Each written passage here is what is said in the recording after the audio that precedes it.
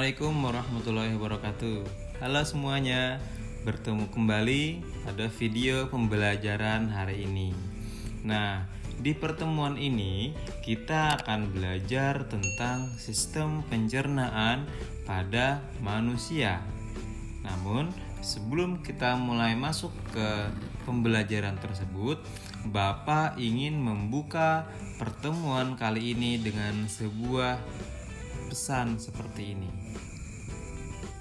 Bapak pernah mendengar ada seseorang yang mengatakan demikian. Kesehatanmu ditentukan dari isi dalam piringmu.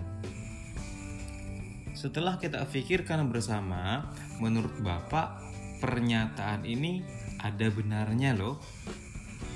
Bagaimana tidak? Karena kesehatan kita, kesehatan tubuh kita ditentukan dari apa yang kita masukkan ke dalam tubuh kita.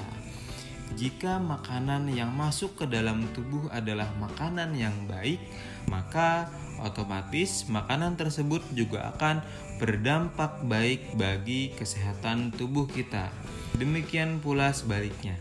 Oke, baik nak, sekarang kita akan mulai dari sini. Di sini Bapak menyatakan ada healthy food versus junk food. Nah, apa itu healthy food? Baik, healthy food adalah makanan sehat ya. Secara garis besar, healthy food dapat diartikan sebagai makanan yang mengandung gizi yang seimbang, di mana pada makanan tersebut terdapat serat ataupun zat-zat yang diperlukan oleh tubuh kita, yang berguna untuk proses pertumbuhan tubuh kita. Bisa kita lihat sendiri, healthy food atau makanan sehat itu terdiri atas karbohidrat, protein, dan vitamin yang seimbang. Seperti itu ya. Nah, bisa kita lihat pada gambar, ada di situ dinyatakan gambar nasi putih dengan lauk ikan, lalu ada sayur-sayuran di sampingnya, juga ada tempe. Yang satunya ada daging ikan salmon. Yang di bawahnya lagi ada gambar tumis-tumisan sayur. Dan ini tentunya sangat baik bagi tubuh kita. Di sebelahnya ada Bapak tampilkan junk food. Apa itu junk food? Secara harfiah, junk food diartikan sebagai makanan sampah. Oke, terdengar cukup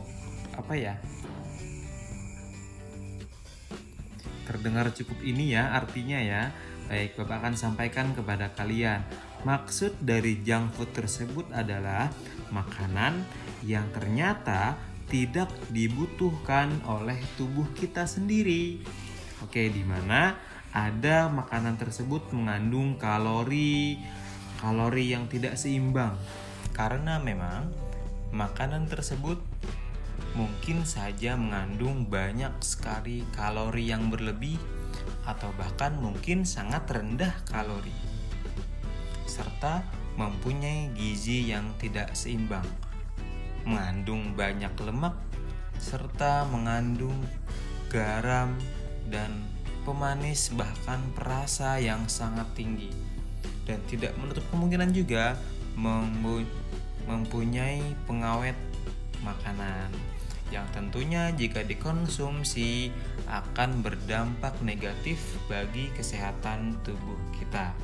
Jadi, apakah junk food ini tidak boleh dikonsumsi? Maka jawabannya juga tidak demikian ya. Jadi alangkah baiknya kita mengurangi mengkonsumsi makanan-makanan yang tergolong junk food seperti ini. Seperti misalnya nasi goreng pada gambar ini. Tentu nasi goreng berbeda dengan nasi biasa. Kandungan gizi pada nasi goreng sudah tercampur dengan minyak. Lalu kita lihat di sana juga tidak seimbang ya. Ada kerupuk yang juga banyak mengandung minyak. Ada telur yang juga ternyata di sana digoreng dengan banyak minyak. Nah, di bawahnya ada gambar gorengan. Tentu gorengan kalau dikonsumsi berlebih juga tidak baik karena banyak mengandung minyak. Di sampingnya juga ada mie instan. Nah, apalagi mie instan? Ya, mie instan ini sudah mengandung pemanis. Mie instan ini sudah mengandung banyak pengawet, garam yang banyak, bahkan juga kandungan gizi di dalamnya tidak dapat dipertanggungjawabkan. Oke, baik nak.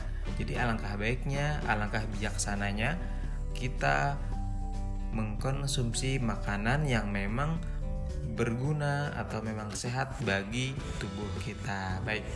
Karena jika kita mengkonsumsi makanan yang sehat, maka organ-organ pencernaan kita pun juga akan ikut sehat.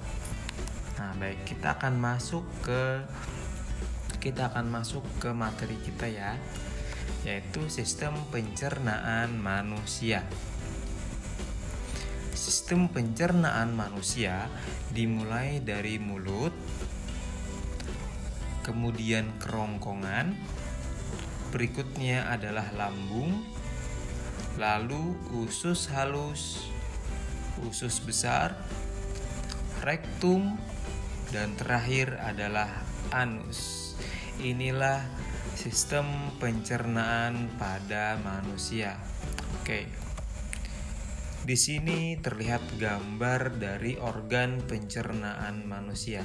Dapat kita lihat di sini ada gambar mulut ya. Lalu kerongkongan di sini. Nah, ini adalah saluran makanan. Yang berwarna biru ini adalah saluran pernafasan, di mana kita sudah belajar pada materi sebelumnya. Nah, ini yang saluran satunya. Oke, sampai di sini adalah kerongkongan. Setelah kerongkongan ada lambung di sini. Nah, lambung ini nyambungnya ke usus halus yang ada di bawah ini. Panjang dari usus halus manusia kurang lebih 10 meter ya, jika dia dipanjangkan. Di sini bentuknya bergulung-gulung seperti ini. Dari usus halus masuknya lagi menuju usus besar yang berwarna hijau ini. Nah, setelah usus besar akan berakhir di anus. Ini adalah anus manusia. Oke, Bapak akan menjelaskan satu persatu organ pencernaan manusia ini. Silakan disimak dengan baik ya. Organ yang pertama adalah mulut.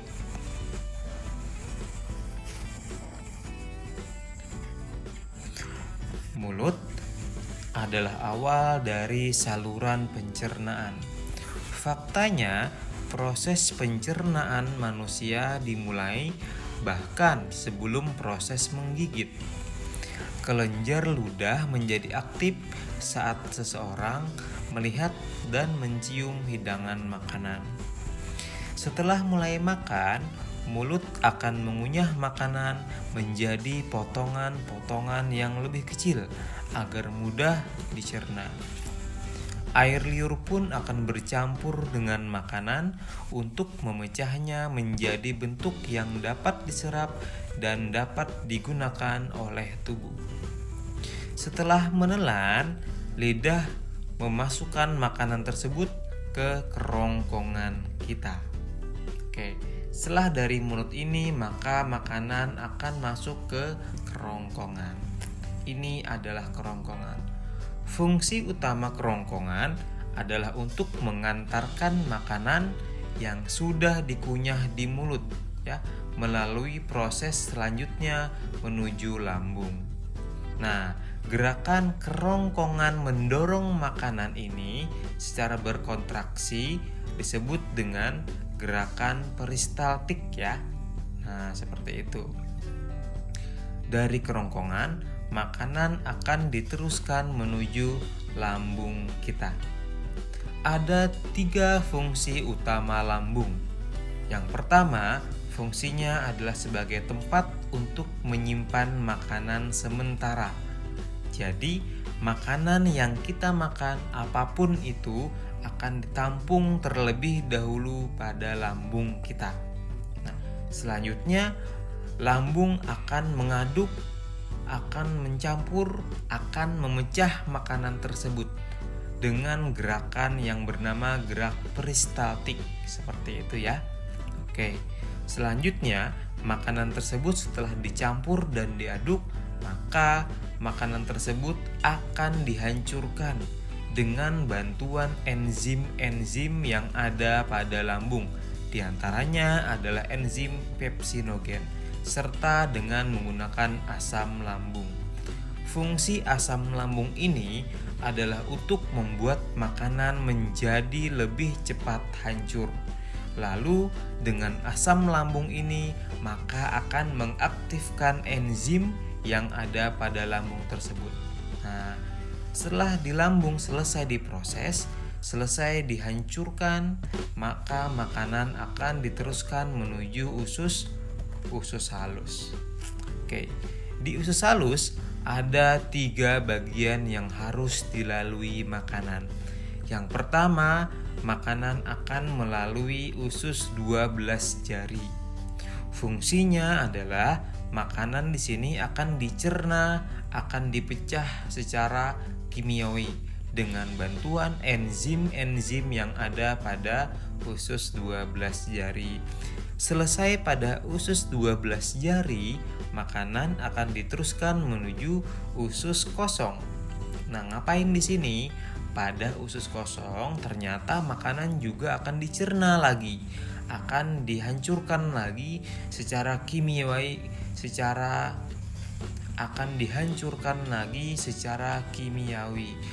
menjadi unsur yang lebih sederhana lagi. Nah, setelah makanan tersebut menjadi lebih sederhana, menjadi lebih ringan untuk dicerna, maka makanan tersebut akan masuk ke usus penyerapan, di mana pada usus inilah makanan yang sudah sederhana tadi akan mulai diserap sari-sari makanannya. Nah, seperti itu ya. Nah, selesai diserap sari makanannya, maka sisa atau ampasnya yang banyak mengandung air tentunya akan diteruskan menuju usus besar. Oke. Pada usus besar ini juga terdapat 3 bagian ya. Yang pertama adalah sekum. Ngapain dia? Pada sekum ini ternyata makanan yang udah sisa dari usus halus tersebut akan diserap lagi nutrisinya, yang tentunya tidak bisa diserap oleh usus halus, diserap pada sekum ini. Lalu dilanjutkan kepada kolon. Kolon fungsinya adalah untuk menyerap cairan dan garam yang ada pada ampas. Jadi awalnya ampas tersebut berupa cairan ya nak, cairan yang banyak mengandung garam.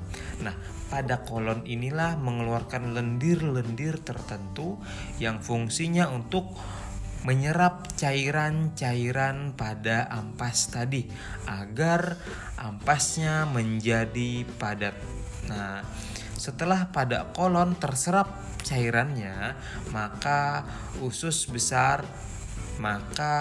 ampas tadi akan masuk menuju rektum. Apa itu rektum? Rektum adalah tempat untuk menyimpan ampas atau tinja sebelum dikeluarkan. Tinja ini maksudnya adalah kotoran manusia. Jadi istilah untuk kotoran manusia disebut dengan tinja. Baik. Sekarang kita sampai pada organ terakhir dari sistem pencernaan manusia, yaitu anus. Fungsi anus adalah sebagai proses defekasi dan proses mengatur keluarnya feses.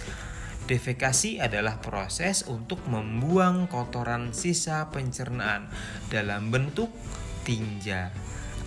Jadi, ampas tadi sudah dalam bentuk tinja atau kotoran manusia, dikeluarkanlah dia melalui lubang anus menjadi tinja atau kotoran manusia. Sampai di sini makanan tadi harus dibuang ya nak. Karena jika tidak dibuang, maka ampas tadi menjadi racun bagi tubuh manusia itu sendiri.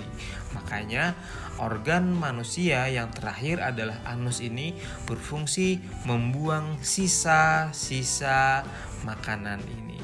Sampai di sini maka berakhirlah proses pencernaan manusia.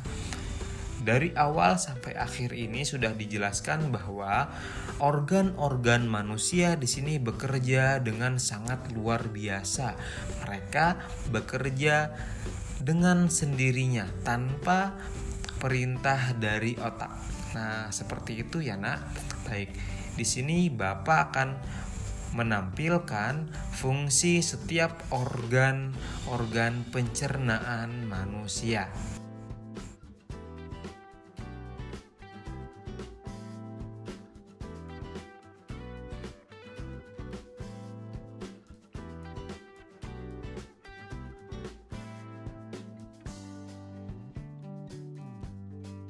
Oke, baik. Sampai di sini dahulu materi kita pada pertemuan kali ini. Semoga kalian dapat menyerap dan dapat menerima semua informasi yang telah Bapak sampaikan. Dan jangan lupa sambil kalian catat informasi dari pelajaran hari ini. Terakhir, Bapak ucapkan wassalamualaikum warahmatullahi wabarakatuh.